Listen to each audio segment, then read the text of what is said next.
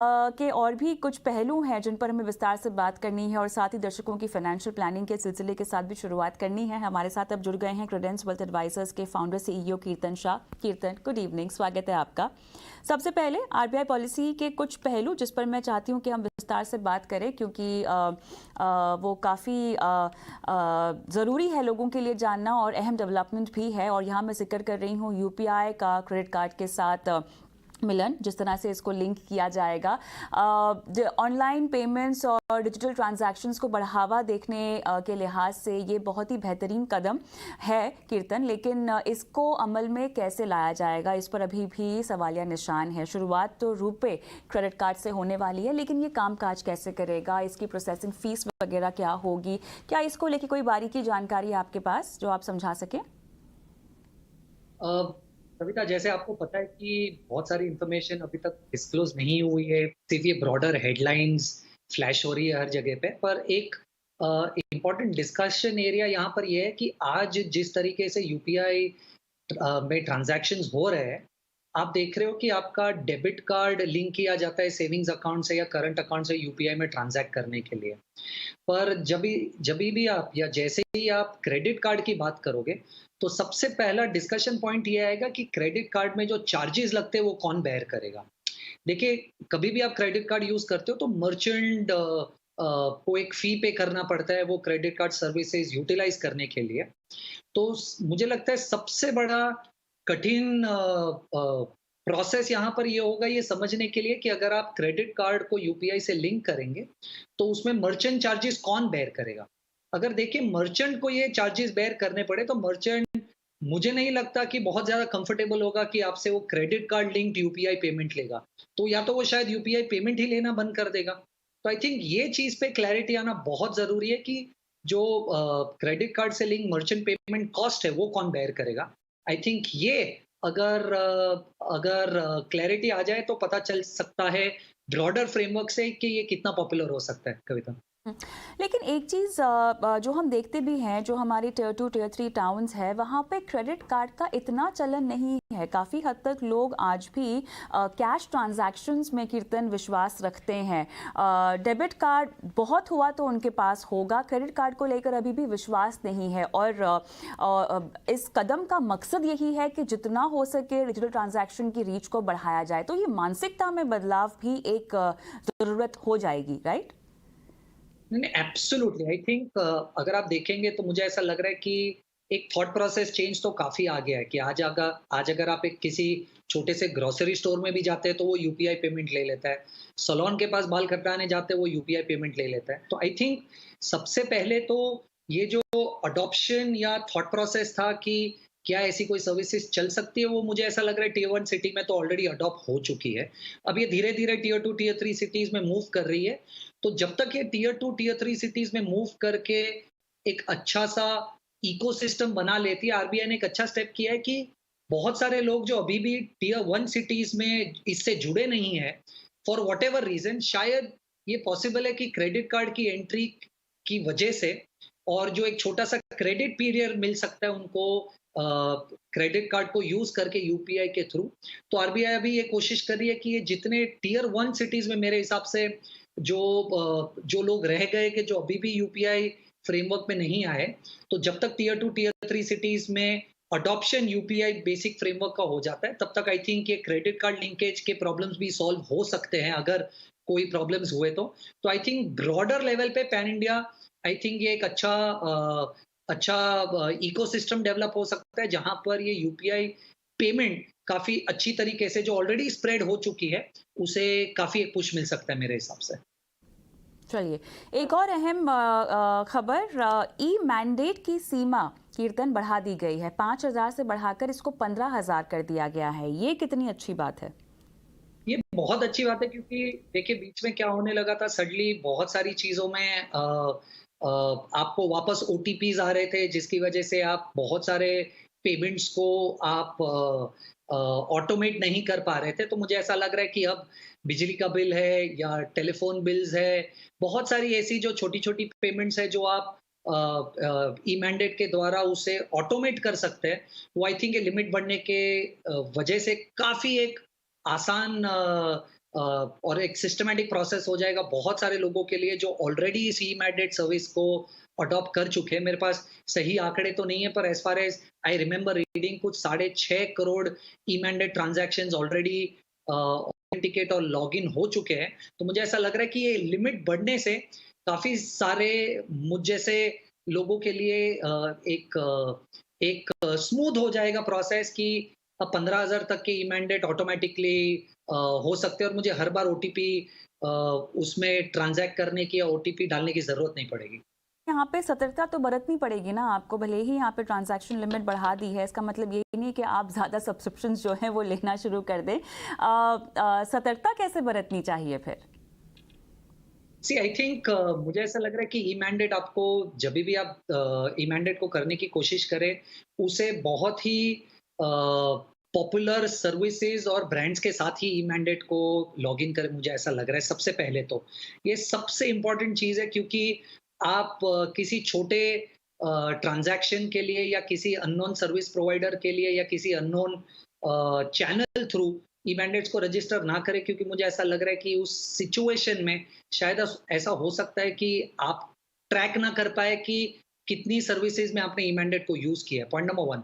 Point number 2, इसे definitely आप एक लिस्ट बना के रखिए कि कितने आप अलग-अलग सर्विसेज में ई मैंडेट्स यूज करते हैं, और उसे मुझे ऐसा लग रहा है हर 3 महीने में 6 महीने में एक बार रिव्यू कीजिए कि ये प्रोसेस सही चल रहा है या आपके पेमेंट्स छूट तो नहीं रहे, ये प्रोसेस बराबर ऑथेंटिकेट हो रहे हैं या नहीं। और तीसरी आई थिंक बहुत इम्पोर्टेंट मुझे ऐसा लग रहा है, ये वापस यही सेम चीज़ पे वापस आऊँगा कि आपको एक बार ई मैंडेट करके भूल नहीं जाना है। देखिए, ई मैंडेट आपको शायद एक ईज़ी अपॉर्च्युनिटी देता है कि आप बहुत सारी चीज़ों को ऑटोमैटिकली लिंक कर दें, पर बैंक्स में मेरे हिसाब से आप लिमिट्स रख के रखिए। 15,000 की लिमिट आपको दी गई है, उसका मतलब ये ज़रूरी नहीं है कि आप 15,000 तक ये लिमिट्स को यूज़ करें। आप हर ई मैंडेट में एक अपर लिमिट डाल सकते हैं कि इससे ज़्यादा मैं ऑटोमेटेड ट्रांसमिशन नहीं करना चाहता। आई थिंक वो एक बहुत इम्पोर्टेंट सिक्योरिटी यूसेज हो सकता है, जहाँ पर आपको पता है कि आपका टेलीफोन बिल 1,000 रुपए से ज़्यादा नहीं आता, तो आप 1,500 की अपर लिमिट डाल दीजिए, जिससे मुझे ऐसा लग रहा है कि शायद किसी तरीके से या किसी वजह से अगर ये किसी रॉन्ग डायरेक्शन में या गलत तरीके से यूज़ भी हो रहा है, तो शायद आपकी लिमिट आपके ओवरऑल इम्पैक्ट को हेल्प कर सकती है। चलिए, तो ये कुछ और डिटेल्स जो कि आज की पॉलिसी में से निकल कर आई, जो कि हमारे दर्शक और निवेशकों के लिए जानना बेहद ज़रूरी था।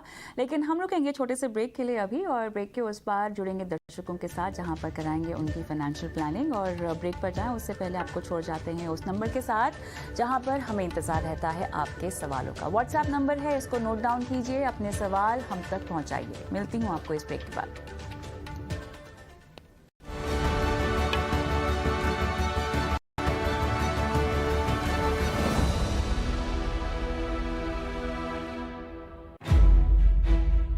आपके शेयर, आपके ट्रेड, इंडस्ट्री से जुड़े सभी अपडेट, म्यूचुअल फंड या कमोडिटी, जहां भी हो आपका निवेश, पक्की प्लानिंग का है वादा। ईटी नाउ स्वदेश, बढ़ो देश के साथ।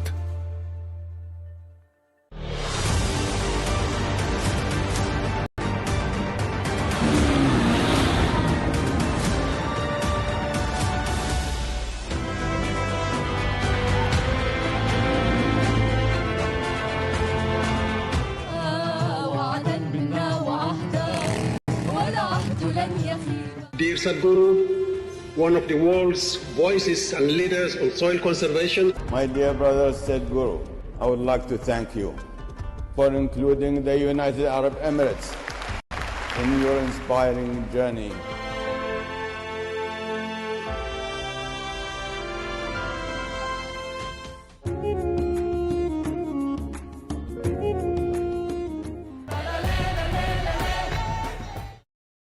ब्रेकिंग न्यूज, देश का नया Hindi news channel Times Now Nav Bharat लेके आ रहा है। देखेगा नव भारत, जीतेगा भारत कॉन्फ्रेंस। तो देखो, खेलो, जीतो। एक सुनहरा मौका जहां अगले 100 दिनों तक आप जीत सकते हैं हीरो आकर्षक इनाम। तो हो तैयार जीतने को car, electric scooter, LED TV, laptop, mobile, watches, सोने के सिक्के, 1 साल तक का मुफ्त राशन, पेट्रोल या shopping vouchers. Times Now Nav Bharat देखते रहिए और टीवी पर दिए गए मोबाइल नंबर पर मिस कॉल दीजिए। आसान सवालों के जवाब देकर इनाम पाइए। देखेगा नव भारत, जीतेगा भारत कॉन्टेस्ट।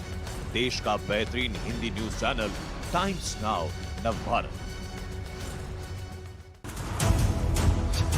वो जो हारना नहीं जानते, हर क्षेत्र को साथ लेके आगे बढ़ते हैं, ऊंचाइयों को छू के पीछे नहीं देखते। मंजिल सिर्फ एक, देश का विकास तेजी से, वो गूंज है इंडिया की। हमारे साथ बनो, जान हो देश के साथ।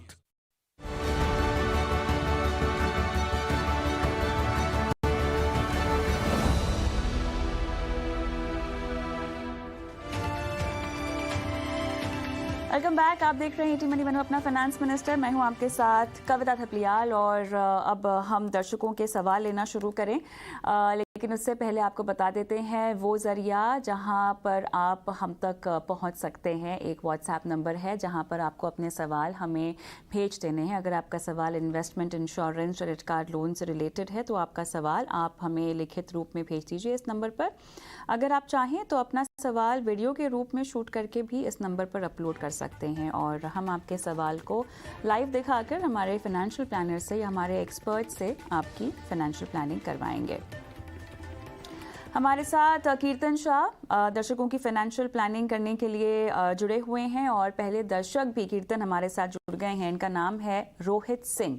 Rohit, good evening. कहाँ से बोल रहे हैं? गुड इवनिंग मैम, मैं हल्द्वानी से बोल रहा हूँ। अच्छा, बताइए सर, आपने जो 3 फंड्स चुने हैं उसमें से आपके पास म्यूरा एसेट का इमर्जिंग ब्लू चिप है, यूटीआई का फ्लेक्सी कैप लिया है, पराग पारेख का फ्लेक्सी कैप लिया है। फंड्स तो अच्छे हैं, लेकिन कब से निवेश कर रहे हैं और क्या लक्ष्य है? नहीं, एक्चुअली ये लास्ट ईयर से स्टार्ट किया मैंने एसआईपी। अच्छा, मैंने 10 साल के लिए मैं सोच रहा हूँ फॉर फ्यूचर, क्योंकि अभी रिसेंटली मैं मैरिड हुआ हूँ 6 महीने पहले। कंग्रेचुलेशंस। ओके, तो So, 10 साल, 15 साल, कितना कहा? More than 10 years। More than 10 years hold करेंगे। कोई कॉर्पस जो आप इकट्ठा करना चाहते हैं?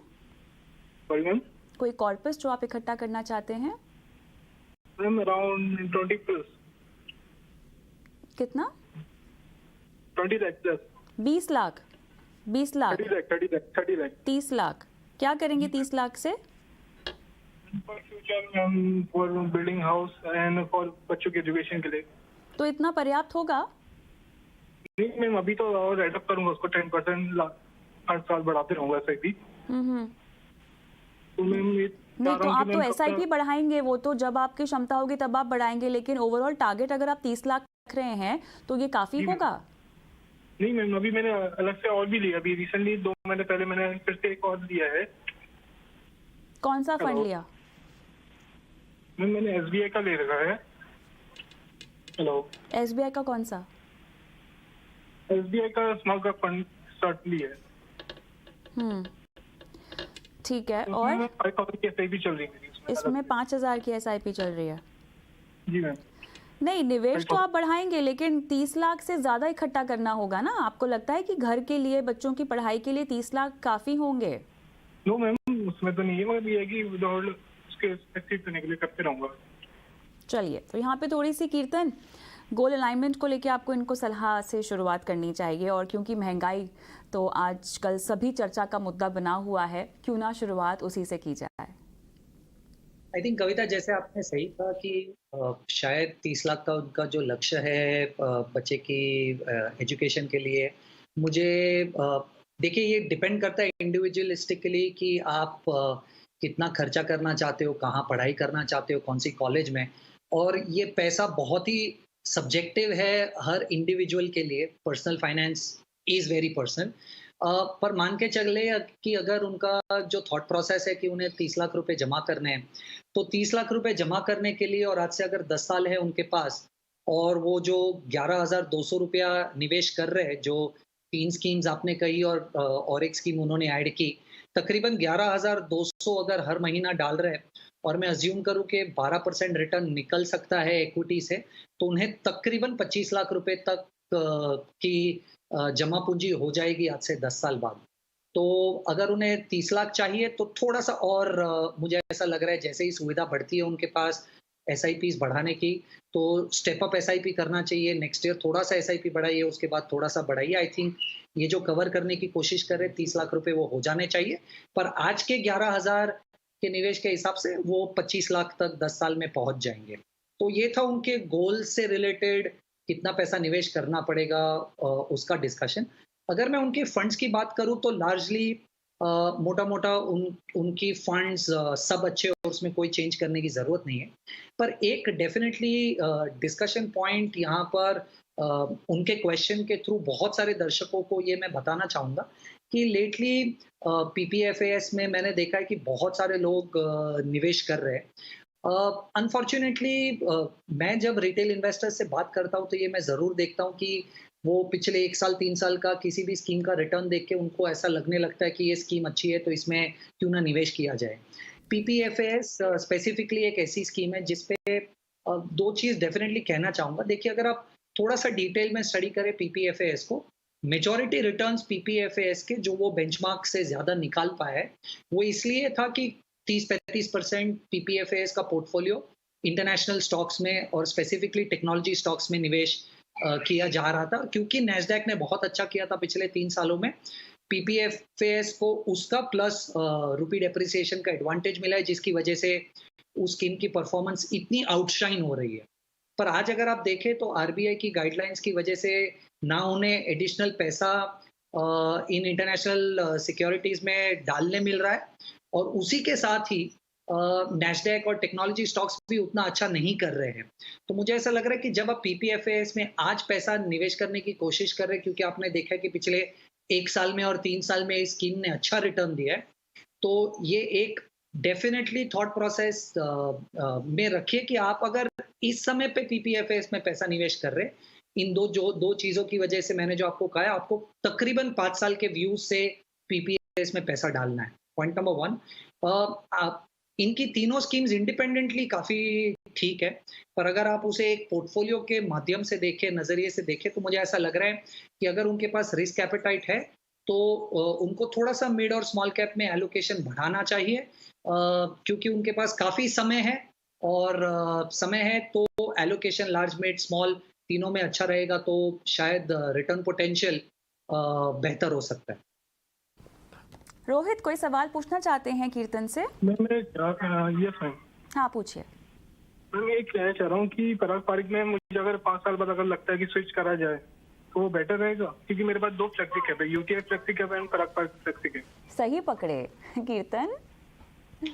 अगर आप देखें दोनों फंड्स में ओवरलैप बहुत कम कविता जी। तो मेरे हिसाब से ओवरलैप क्योंकि इतना कम है तो ये दोनों स्कीम्स में मेरे हिसाब से कंटिन्यू हो सकते हैं। दूसरी एक बहुत इम्पोर्टेंट चीज़ है जिसकी वजह से मैं उन्हें बाहर निकलने की सलाह इसलिए नहीं दे रहा हूँ क्योंकि अगर आप देखेंगे Parag Parikh flexi cap value investing strategy follow करता है।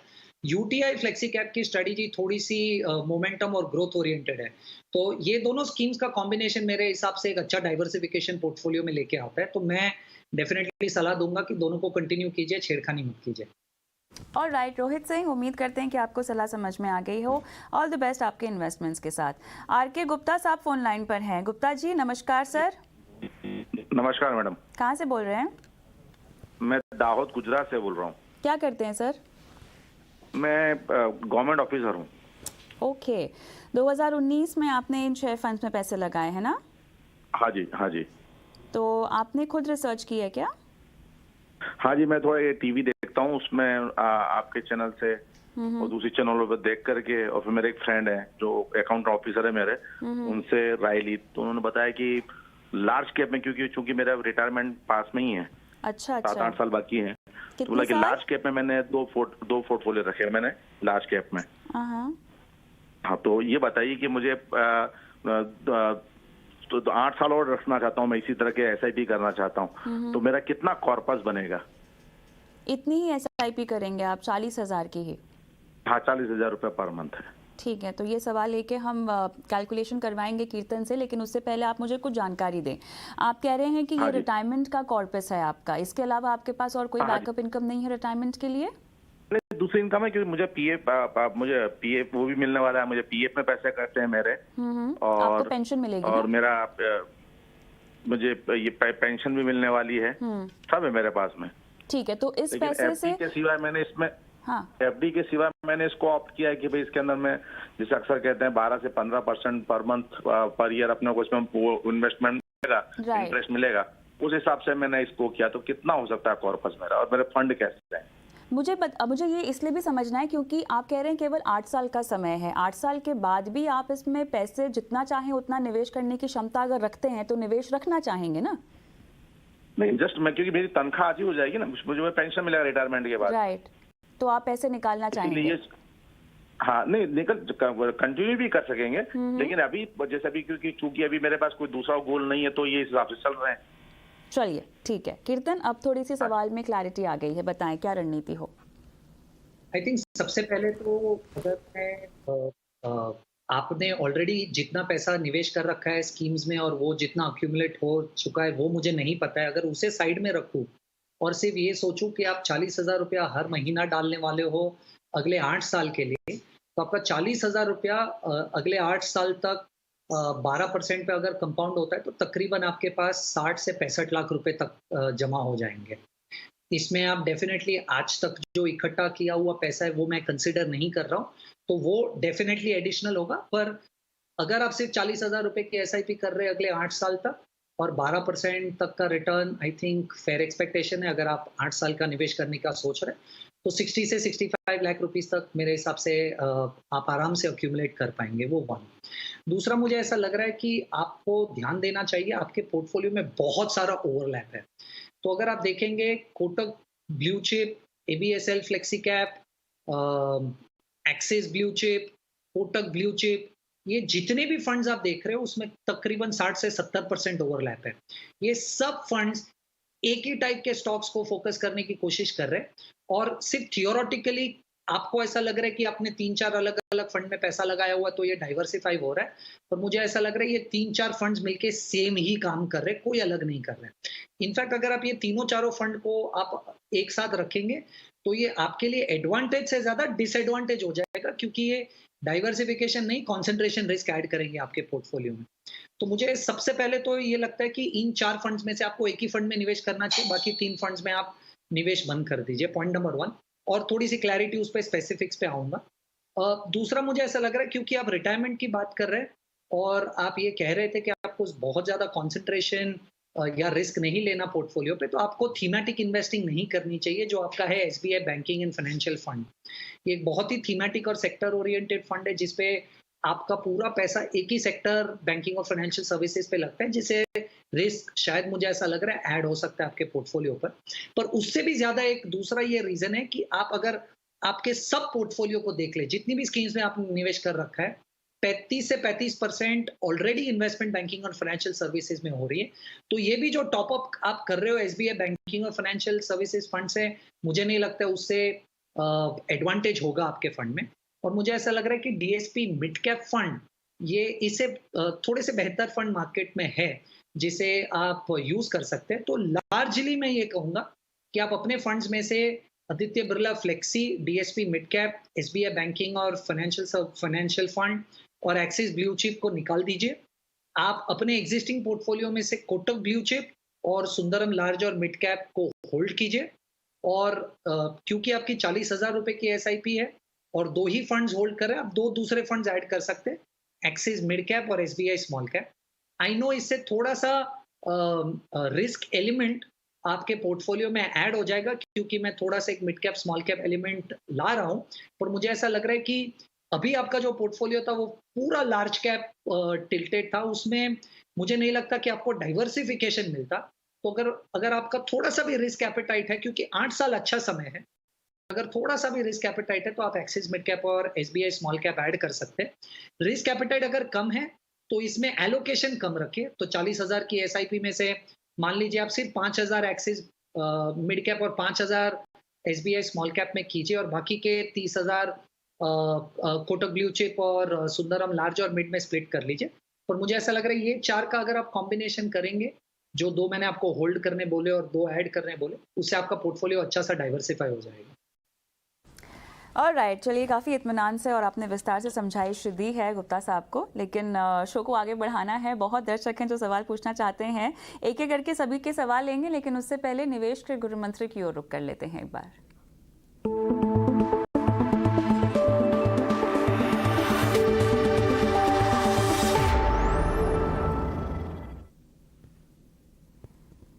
कीर्तन बताएं, गुरु मंत्र क्या है आपका? कविता जी, मुझे ऐसा लग रहा है कि वॉलेटाइल है तो कुछ ना कुछ अपने पोर्टफोलियो के साथ करना चाहते हैं फॉर सम रीजन। तो मुझे ऐसा लग रहा है कि आप जितने इन्वेस्टिंग डिसीजन ज्यादा लेंगे, उतनी प्रोबेबिलिटी है कि आप गलतियां ज्यादा करेंगे। तो मुझे ऐसा लग रहा है कि अगर आप लंबे समय तक इन्वेस्टेड है तो ज्यादा छेड़खानी अपने पोर्टफोलियो से ना कीजिए, प्रोवाइडेड कि आपका पोर्टफोलियो अच्छा है, वेल डाइवर्सिफाइड है, तो बहुत ज्यादा चीजें करने की जरूरत नहीं है। तो गुरु मंत्र ये है कि आप जितना ज्यादा इन्वेस्टिंग में अलग अलग तरीके से डिसीजन लेने की कोशिश करेंगे ज्यादा, उतनी ही प्रोबेबिलिटी है कि शायद आप गलती कर देंगे आपके पोर्टफोलियो के साथ, तो वो ना कीजिए।